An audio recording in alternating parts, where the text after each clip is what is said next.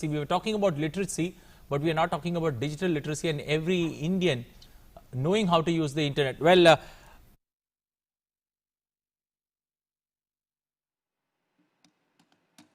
साथियों, आपसे चर्चा करके आपके नए नए आइडिया सुनकर आपके अनुभव और आपकी सोच को मुझे जानने का अवसर मिला और मुझे खुशी है कि देश की शासन व्यवस्था में बहुत बड़ी भूमिका संभालने वाली ये हमारी युवा पीढ़ी आउट ऑफ द बॉक्स सोचने के लिए तैयार है, नया करने का इरादा रखती है।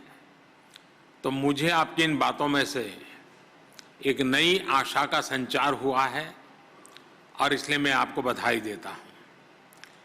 पिछली बार आज के ही दिन केवड़िया में आपसे पहले वाले ऑफिसर्स ट्रेनिंग के साथ मेरी बड़ी विस्तार से बातचीत हुई थी और तय यही हुआ था कि प्रति वर्ष इस विशेष आयोजन आरंभ के लिए यहीं सरदार पटेल का जो स्टैच्यू है, मां नर्मदा का तट है, वहीं पर हम मिलेंगे और साथ रह करके हम सब चिंतन मनन करेंगे और प्रारंभिक अवस्था में ही हम अपने विचारों को एक शेप देने का प्रयास करेंगे। लेकिन कोरोना की वजह से इस बार ये संभव नहीं हो पाया है। इस बार आप सब मसूरी में हैं, वर्चुअल तरीके से जुड़े हुए हैं। इस व्यवस्था से जुड़े सभी लोगों से मेरा आग्रह है कि जैसे ही कोरोना का प्रभाव और कम हो, मैं सभी अधिकारियों से भी कह करके रखता हूं कि आप जरूर सभी एक साथ एक छोटा सा कैंप यहीं सरदार पटेल की इस भव्य प्रतिमा के सानिध्य में लगाइए, कुछ समय यहां बिताइए और भारत के इस अनोखे शहर को, यानी एक टूरिस्ट डेस्टिनेशन कैसे डेवलप हो रहा है, उसको भी आप जरूर अनुभव करें। साथियों, एक साल पहले जो स्थितियां थी, आज जो स्थितियां हैं, उसमें बहुत बड़ा फर्क है। मुझे विश्वास है कि संकट के इस समय में देश ने जिस तरह काम किया, देश की व्यवस्थाओं ने जिस तरह काम किया, उससे आपने भी बहुत कुछ सीखा होगा। अगर आपने सिर्फ देखा नहीं होगा, ऑब्जर्व किया होगा, तो आपको भी बहुत कुछ आत्मसात करने जैसा लगा होगा। कोरोना से लड़ाई के लिए अनेकों ऐसी चीजें जिनके लिए देश दूसरों पर निर्भर था, आज भारत उनमें से कई को निर्यात करने की स्थिति में आ गया है। संकल्प से सिद्धि का यह बहुत ही शानदार उदाहरण है। साथियों, आज भारत की विकास यात्रा के जिस महत्वपूर्ण कालखंड में आप हैं, जिस समय आप सिविल सेवा में आए हैं, वो बहुत विशेष है। आपका बैच जब काम करना शुरू करेगा, जब आप सही मायने में फील्ड में जाना शुरू करेंगे, तो आप वो समय होगा जब भारत अपनी स्वतंत्रता के 75 वर्ष में होगा। ये बड़ा माइलस्टोन है, यानी आपकी इस व्यवस्था में प्रवेश और भारत का 75वां आजादी का पर्व। और साथियों, आप ही वो ऑफिसर्स हैं, इस बात को मेरी भूलना मत। आज हो सके तो रूम में जाकर के डायरी में लिख दीजिए। साथियों, आप ही वो ऑफिसर्स हैं जो उस समय में भी देश सेवा में होंगे, अपने कैरियर के, अपने जीवन के महत्वपूर्ण पड़ाव में होंगे, जब भारत अपनी स्वतंत्रता के 100 वर्ष मनाएगा। आजादी के 75 वर्ष से 100 वर्ष के बीच के ये 25 साल भारत के लिए बहुत ज्यादा अहम है। और आप वो भाग्यशाली पीढ़ी हो, आप वो लोग हैं जो इन 25 वर्षों में सबसे अहम प्रशासनिक व्यवस्थाओं का हिस्सा होंगे। अगले 25 वर्षों में देश की रक्षा, सुरक्षा, गरीबों का कल्याण, किसानों का कल्याण, महिलाओं, नौजवानों का हित, वैश्विक स्तर पर भारत का एक उचित स्थान, बहुत बड़ा दायित्व आप लोगों पर है। हम में से अनेकों लोग तब आपके बीच नहीं होंगे, लेकिन आप रहेंगे, आपके संकल्प रहेंगे, आपके संकल्पों की सिद्धि रहेगी। और इसलिए आज के इस पावन दिन आपको अपने से बहुत सारे वायदे करने हैं, मुझे नहीं, खुद से। वो वायदे जिनके साक्षी सिर्फ और सिर्फ आप होंगे, आपकी आत्मा होगी। मेरा आपसे आग्रह है कि आज की रात सोने से पहले खुद को आधा घंटा जरूर दीजिएगा। मन में जो चल रहा है, जो अपने कर्तव्य, अपने दायित्व, अपने प्रण के बारे में आप सोच रहे हैं, वो लिख करके रख लीजिएगा। साथियों, जिस कागज पर आप अपने संकल्प लिखेंगे, जिस कागज पर आप अपने सपनों को शब्द दे देंगे, कागज का वो टुकड़ा सिर्फ कागज का नहीं होगा, आपके दिल का एक टुकड़ा होगा। ये टुकड़ा जीवन भर आपके संकल्पों को साकार करने के लिए आपके हृदय की धड़कन बनकर आपके साथ रहेगा। जैसे आपका हृदय शरीर में निरंतर प्रवाह लाता है, वैसे ही एक कागज पे लिखे गए हर शब्द आपके जीवन संकल्पों को, उसका प्रवाह को निरंतर गति दे रहेंगे। हर सपने को संकल्प और संकल्प से सिद्धि के प्रवाह में आगे लेते चलेंगे। फिर आपको किसी प्रेरणा, किसी सीख की जरूरत नहीं होगी। यह आप ही का लिखा हुआ कागज, आपके हृदय भाव से प्रकट हुए शब्द, आपके मन मंदिर से निकली हुई एक एक बात आपको आज के दिन की याद दिलाता रहेगा, आपके संकल्पों को याद दिलाता रहेगा। साथियों, एक प्रकार से सरदार वल्लभ भाई पटेल ही देश की सिविल सेवा के जनक थे। 21 अप्रैल 1947 एडमिनिस्ट्रेटिव सर्विस ऑफिसर के पहले बैच को संबोधित करते हुए सरदार पटेल ने सिविल सर्वेंट्स को देश का स्टील फ्रेम कहा था। उन अफसरों को सरदार साहब की सलाह थी कि देश के नागरिकों की सेवा अब आपका सर्वोच्च कर्तव्य है।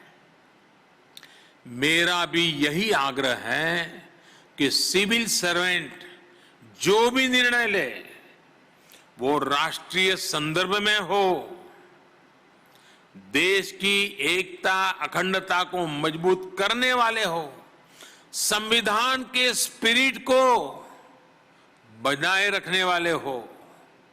आपका क्षेत्र भले ही छोटा हो, आप जिस विभाग को संभालें उसका दायरा भले ही कम हो, लेकिन फैसलों में हमेशा देश का हित, लोगों का हित होना चाहिए। एक नेशनल पर्सपेक्टिव होना चाहिए। साथियों, स्टील फ्रेम का काम सिर्फ आधार देना, सिर्फ चली आ रही व्यवस्थाओं को संभालना ही नहीं होता है। स्टील फ्रेम का काम देश को यह एहसास दिलाना भी होता है कि बड़े से बड़ा संकट हो या फिर बड़े से बड़े बदलाव, आप एक ताकत बनकर देश को आगे बढ़ाने में अपना दायित्व निभाएंगे। आप एक फैसिलिटेटर की तरह सफलतापूर्वक अपने दायित्वों को पूरा करेंगे। फील्ड में जाने के बाद, तरह तरह के लोगों से गिरने के बाद, आपको अपनी इस भूमिका को निरंतर स्मरण रखना है। भूलने की गलती कभी मत करना। आपको यह भी याद रखना है कि फ्रेम कोई भी हो, गाड़ी का, चश्मे का या किसी तस्वीर का, जब वो एकजुट रहता है तभी सार्थक हो पाता है। आप जिस स्टील फ्रेम का प्रतिनिधित्व कर रहे हैं, उसका भी ज्यादा प्रभाव तभी होगा जब आप टीम में रहेंगे, टीम की तरह काम करेंगे। आगे जाकर आपको पूरे पूरे जिले संभालने हैं, अलग अलग विभागों का नेतृत्व करना है। भविष्य में आप ऐसे फैसले भी लेंगे जिनका प्रभाव पूरे राज्य पर होगा, पूरे देश में होगा। उस समय आपकी ये टीम भावना आपके और ज्यादा काम आने वाली है, जब आप अपने व्यक्तिगत संकल्पों के साथ देश हित के बृहद लक्ष्य को जोड़ लेंगे। भले ही किसी भी सर्विस के हों, एक टीम की तरह पूरी ताकत लगा देंगे तो आप भी सफल होंगे। और मैं विश्वास से कहता हूं, देश भी कभी विफल नहीं होगा। साथियों, सरदार पटेल ने एक भारत श्रेष्ठ भारत का सपना देखा था। उनका ये सपना आत्मनिर्भर भारत से जुड़ा हुआ था। कोरोना वैश्विक महामारी के दौरान भी जो हमें सबसे बड़ा सबक मिला है, वो आत्मनिर्भरता का ही है। आज एक भारत श्रेष्ठ भारत की भावना, आत्मनिर्भर भारत की भावना एक नवीन भारत का निर्माण होते हुए देख रही है। नवीन होने के कई अर्थ हो सकते हैं, कई भाव हो सकते हैं, लेकिन मेरे लिए नवीन का अर्थ यही नहीं है कि आप केवल पुराने को हटा दें और कुछ नया ले आए। मेरे लिए नवीन का अर्थ है कायाकल्प करना, क्रिएटिव होना, फ्रेश होना, एनर्जेटिक होना। मेरे लिए नवीन होने का अर्थ है जो पुराना है उसे और अधिक प्रासंगिक बनाना, जो कालबाह्य है उसे छोड़ते चले जाना। छोड़ने के लिए भी साहस लगता है। और इसलिए आज नवीन, श्रेष्ठ और आत्मनिर्भर भारत बनाने के लिए क्या जरूरतें हैं, वो आपके माध्यम से कैसे पूरी होगी, इस पर आपको निरंतर मंथन करना होगा। साथियों, ये बात सही है कि आत्मनिर्भर भारत के लक्ष्य को पूरा करने के लिए हमें साइंस एंड टेक्नोलॉजी की जरूरत है, रिसोर्सेज और फाइनेंसेस की जरूरत है। लेकिन महत्वपूर्ण ये भी है कि इस विजन को पूरा करने के लिए एक सिविल सर्वेंट के तौर पर आपका रोल क्या होगा। जन आकांक्षाओं की पूर्ति में, अपने काम की क्वालिटी में, स्पीड में आपको देश के इस लक्ष्य का 24 घंटे ध्यान रखना होगा। साथियों, देश में नए परिवर्तन के लिए, नए लक्ष्यों की प्राप्ति के लिए नए मार्ग और नए तौर तरीके अपनाने के लिए बहुत बड़ी भूमिका ट्रेनिंग की होती है, स्किल सेट के डेवलपमेंट की होती है। पहले के समय इस पर बहुत जोर नहीं रहता था। ट्रेनिंग में आधुनिक अप्रोच कैसे आए, इस बारे में बहुत सोचा नहीं गया। लेकिन अब देश में ह्यूमन रिसोर्स की सही और आधुनिक ट्रेनिंग पर भी बहुत जोर दिया जा रहा है। आपने खुद भी देखा है कि कैसे बीते 2-3 वर्षों में ही सिविल सर्वेंट्स की ट्रेनिंग का स्वरूप बहुत बदल गया है। ये आरंभ सिर्फ आरंभ नहीं है, एक प्रतीक भी है और एक नई परंपरा भी है। ऐसे ही सरकार ने कुछ दिन पहले एक और अभियान शुरू किया है, मिशन कर्मयोगी। मिशन कर्मयोगी कैपेसिटी बिल्डिंग की दिशा में अपनी तरह का एक नया प्रयोग है। इस मिशन के जरिए सरकारी कर्मचारियों को उनकी सोच, अप्रोच को आधुनिक बनाना है, उनका स्किल सेट सुधारना है, उन्हें कर्मयोगी बनने का अवसर देना है। साथियों, गीता में भगवान कृष्ण ने कहा है, यज्ञ अर्थात कर्मणः अन्यत्र लोकः अयम कर्म बंधनः। अर्थात यज्ञ यानी सेवा के अलावा स्वार्थ के लिए किए गए काम कर्तव्य नहीं होते, वो उल्टा हमें ही बांधने वाला काम होता है। कर्म वही है जो एक बड़े विजन के साथ किया जाए, एक बड़े लक्ष्य के लिए किया जाए। इसी कर्म का कर्मयोगी हम सबको बनना है। मुझे भी बनना है, आपको भी बनना है, हम सबको बनना है। साथियों, आप सभी जिस बड़े और लंबे सफर पर निकल रहे हैं, उसमें रूल्स का बहुत योगदान है। लेकिन इसके साथ ही आपको रोल पर भी बहुत ज्यादा फोकस करना है।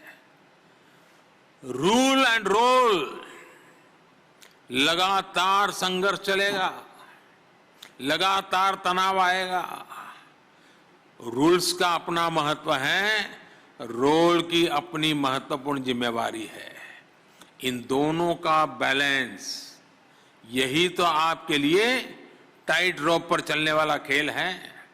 बीते कुछ समय से सरकार ने भी रोल बेस्ड अप्रोच पर काफी जोर दिया है। इसके नतीजे भी दिखाई दे रहे हैं। पहला, सिविल सर्विसेज में कैपेसिटी और कॉम्पिटेंसी, उसके क्रिएशन के लिए नया आर्किटेक्चर खड़ा हुआ है। दूसरा, सीखने के तौर तरीके डेमोक्रेटाइज हुए हैं। और तीसरा, हर ऑफिसर के लिए उसकी क्षमता और अपेक्षा के हिसाब से उसका दायित्व भी तय हो रहा है। इस अप्रोच के साथ काम करने के पीछे सोच ये है कि जब आप हर रोल में अपनी भूमिका अच्छे से निभाएंगे तो आप अपनी ओवरऑल लाइफ में भी सकारात्मक रहेंगे। यही सकारात्मकता आपकी सफलता के रास्ते खोलेगी, आपको एक कर्मयोगी के रूप में जीवन के संतोष का बहुत बड़ा कारण बनेगी। साथियों, कहा जाता है कि लाइफ एक डायनेमिक सिचुएशन है। गवर्नेंस तो भी तो एक डायनेमिक फिनोमेनन है। इसलिए हम रिस्पॉन्सिव गवर्नमेंट की बात करते हैं। एक सिविल सर्वेंट के लिए सबसे पहले जरूरी है कि आप देश के सामान्य मानवी से निरंतर जुड़े रहें। जब आप लोग से जुड़ेंगे तो लोकतंत्र में काम करना और आसान हो जाएगा। आप लोग फाउंडेशन ट्रेनिंग और प्रोफेशनल ट्रेनिंग पूरी होने के बाद फील्ड ट्रेनिंग के लिए जाएंगे। मेरी फिर आपको सलाह होगी, आप फील्ड में लोगों से जुड़िए, कट ऑफ मत रहिए। दिमाग में कभी बाबू मत आने दीजिए। आप जिस धरती से निकले हो, जिस परिवार समाज से निकले हो, उसको कभी भूलिए मत। समाज से जुड़ते चलिए, जुड़ते चलिए, जुड़ते चलिए। एक प्रकार से समाज जीवन में विलीन हो जाइए। समाज आपकी शक्ति का सहारा बन जाएगा। आपके दो हाथ सहस्त्र बाहु बन जाएंगे। ये सहस्त्र बाहु जनशक्ति होती है। उन्हें समझने की, उनसे सीखने की कोशिश अवश्य करिएगा। मैं अक्सर कहता हूं, सरकार शीर्ष से नहीं चलती है। नीतियां जिस जनता के लिए हैं, उनका समावेश बहुत जरूरी है। जनता केवल सरकार की नीतियों की, प्रोग्राम्स की रिसीवर नहीं है। जनता जनार्दन ही असली ड्राइविंग फोर्स है। इसलिए हमें गवर्नमेंट से गवर्नेंस की तरफ बढ़ने की जरूरत है। साथियों, इस एकेडमी से निकलकर जब आप आगे बढ़ेंगे तो आपके सामने दो रास्ते होंगे। एक रास्ता आसानी का, सुविधाओं का, नेम एंड फेम का रास्ता होगा। एक रास्ता होगा जहां चुनौतियां होगी, कठिनाइयां होगी, संघर्ष होगा, समस्याएं होगी। लेकिन मैं अपने अनुभव से मैं आज आपसे एक बात कहना चाहता हूं। आपको असली कठिनाई तभी होगी जब आप आसान रास्ते पकड़ेंगे। आपने देखा होगा, जो सड़क सीधी होती है, कोई मोड़ नहीं होते हैं, वहां सबसे ज्यादा अकस्मात होते हैं। लेकिन जो टेढ़ी मेढ़ी मोड़ वाली सड़क होती है, वहां ड्राइवर बड़ा कॉन्शियस होता है, वहां अकस्मात कम होते हैं। और इसलिए सीधा सरल रास्ता कभी न कभी बहुत बड़ा कठिन बन जाता है।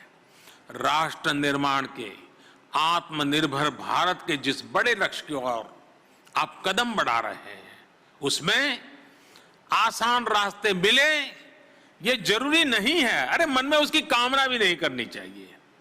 इसलिए जब आप हर चुनौती का समाधान करते हुए आगे बढ़ेंगे, लोगों की ईज ऑफ लिविंग को बढ़ाने के लिए निरंतर काम करेंगे, तो इसका लाभ सिर्फ आपको ही नहीं, पूरे देश को मिलेगा। और आप ही के नजरों के सामने आजादी के 75 साल से आजादी के 100 साल की यात्रा फलते फूलते हिंदुस्तान को देखने का कालखंड होगा। आज देश जिस मोड़ में काम कर रहा है, उसमें आप सभी ब्यूरोक्रेट्स की भूमिका मिनिमम गवर्नमेंट, मैक्सिमम गवर्नेंस की ही है। आपको यह सुनिश्चित करना है कि नागरिकों के जीवन में आपका दखल कैसे कम हो, सामान्य मानवी का सशक्तिकरण कैसे हो। हमारे यहां उपनिषद में कहा गया है, न तत् द्वितीयम अस्ति, न तत् द्वितीयम अस्ति, अर्थात कोई दूसरा नहीं है, कोई मुझसे अलग नहीं है। जो भी काम करिए, जिस किसी के लिए भी करिए, अपना समझकर करिए। और मैं अपने अनुभव से ही कहूंगा कि जब आप अपने विभाग को, सामान्य जनों को अपना परिवार समझकर काम करेंगे, तो आपको कभी थकान नहीं होगी। हमेशा आप नई ऊर्जा से भरे रहेंगे। साथियों, फील्ड पोस्टिंग के दौरान हम ये भी देखते हैं कि अफसरों की पहचान इस बात से बनती है कि वो एक्स्ट्रा क्या कर रहा है, जो चलता रहता है उसमें अलग क्या कर रहा है। आप भी फील्ड में फाइलों से बाहर निकल करके, रूटीन से अलग हटकर अपने क्षेत्र के विकास के लिए लोगों के लिए जो भी करेंगे उसका प्रभाव अलग होगा, उसका परिणाम अलग होगा। अगर उदाहरण के तौर पर देखें, आप जिन जिलों में ब्लॉक्स में काम करेंगे वहां कई ऐसी चीजें होगी, कई ऐसे प्रोडक्ट्स होंगे जिनमें एक ग्लोबल पोटेंशियल होगा, लेकिन उन प्रोडक्ट्स को, उन आर्ट्स को, उनके आर्टिस्ट को ग्लोबल होने के लिए लोकल सपोर्ट की जरूरत है। ये सपोर्ट आपको ही करना होगा, ये विजन आपको ही देना होगा। इसी तरह आप किसी एक लोकल इनोवेटर की तलाश करके उसके काम में एक साथी की तरह उसकी मदद कर सकते हैं। हो सकता है आपके सहयोग थे वो इनोवेशन समाज के लिए बहुत बड़े योगदान के रूप में सामने आ जाए। वैसे मैं जानता हूं कि आप सोच रहे होंगे कि सब कर तो लेंगे, लेकिन बीच में ट्रांसफर हो गया तो क्या होगा। मैंने जो टीम भावना की बात शुरू में की थी ना, वो इसीलिए ही थी। अगर आप आज एक जगह हैं, कल दूसरी जगह है, तो भी उस क्षेत्र में अपने प्रयासों को छोड़िएगा नहीं, अपने लक्ष्यों को भूलिएगा नहीं। आपके बाद जो लोग आने वाले हैं उनको विश्वास में लीजिए, उनका विश्वास बढ़ाइए, उनका हौसला बढ़ाइए, उनको भी जहां है वहां से मदद करते रहिए। आपके सपनों को आपके बाद वाली पीढ़ी भी पूरा करेगी। जो नए अधिकारी आएंगे आप उनको भी अपने लक्ष्यों का साझीदार बना सकते हैं। साथियों, आप जहां भी जाएं, आपको एक और बात ध्यान रखनी है। आप जिस कार्यालय में होंगे उसके बोर्ड में दर्ज आपके कार्यकाल से ही आपकी पहचान नहीं होनी चाहिए। आपकी पहचान आपके काम से होनी चाहिए। हां, बढ़ती हुई पहचान में आपको मीडिया और सोशल मीडिया भी बहुत आकर्षित करेंगे। काम की वजह से मीडिया में चर्चा होना एक बात है, और मीडिया में चर्चा के लिए ही काम करना वो जरा दूसरी बात है। आपको दोनों का फर्क समझ करके आगे बढ़ना है। आपको याद रखना होगा कि सिविल सर्वेंट्स की एक पहचान अनाम रह करके काम करने की रही है। आप पिछले आजादी के बाद के अपने कालखंड के देखिए, जो ओजस्वी तेजस्वी चेहरे कभी कभी हम सुनते हैं, अपने पूरे कार्यकाल में अनामी रहे हैं, कोई नाम नहीं जानता था। रिटायर होने के बाद किसी ने कुछ लिखा तब पता चला, अच्छा ये बाबू इतना बड़ा देश को दे करके गए हैं। आपके लिए भी वही आदर्श है। आपसे पहले के 4-5 दशकों में जो आपके सीनियर्स रहे, उन्होंने इसका बहुत अनुशासन के साथ पालन किया है। आपको भी ये बात ध्यान रखनी है। साथियों, मैं जब मेरे नौजवान राजनीतिक साथी जो हमारे विधायक हैं, हमारे सांसद हैं, उनसे मिलता हूं तो मैं बातों बातों में जरूर कहता हूं, और मैं कहता हूं कि दिखास और छपास ये दो रोग से दूर रहिएगा। मैं आपको भी यही कहूंगा कि दिखास और छपास, टीवी पे दिखना और अखबार में छपना, दिखास और छपास, ये दिखास और छपास का रोग जिसे लगा, फिर आप वो लक्ष्य नहीं प्राप्त कर पाएंगे जो लेकर आप सिविल सेवा में आए हैं। साथियों, मुझे भरोसा है आप सब अपनी सेवा से, अपने समर्पण से देश की विकास यात्रा में देश को आत्मनिर्भर बनाने में बहुत बड़ा योगदान देंगे।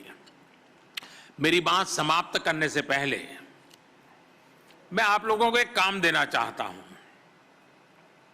आप करेंगे? सब हाथ ऊपर करें तो मैं मानूंगा कि आप करेंगे। सबके हाथ ऊपर होंगे क्या? करेंगे? अच्छा, सुन लीजिए। आपको भी वोकल फॉर लोकल अच्छा लगता होगा सुनना, लगता है ना? पक्का लगता होगा। आप एक काम करेंगे, आने वाले 2-4 दिन में आप अपने पास जो चीजें हैं, जो रोजमर्रा के उपयोग में है, उसमें कितनी चीजें वो हैं जो भारतीय बनावट की हैं, जिसमें भारत के नागरिक के पसीने की महक है, जिसमें भारत के नौजवान की टैलेंट दिखती है, उस सामान का जरा एक सूची बनाइए। और दूसरी वो सूची बनाइए कि आपके जूतों से लेकर के सर के बाल तक क्या क्या क्या क्या विदेशी चीजें आपके कमरे में हैं, आपकी बैग में हैं, क्या क्या आप उपयोग करते हैं, जरा देखिए और मन में तय कीजिए कि ये जो बिल्कुल अनिवार्य है, जो भारत में आज उपलब्ध नहीं है, संभव नहीं है, जिसको रखना पड़े मैं मान सकता हूं, लेकिन ये 50 में से 30 चीजें ऐसी हैं वो तो मेरे लोकल अवेलेबल है।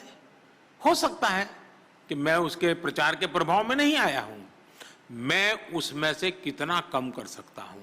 देखिए, आत्मनिर्भर की शुरुआत आत्म से होनी चाहिए। आप वोकल फॉर लोकल क्या शुरुआत कर सकते हैं।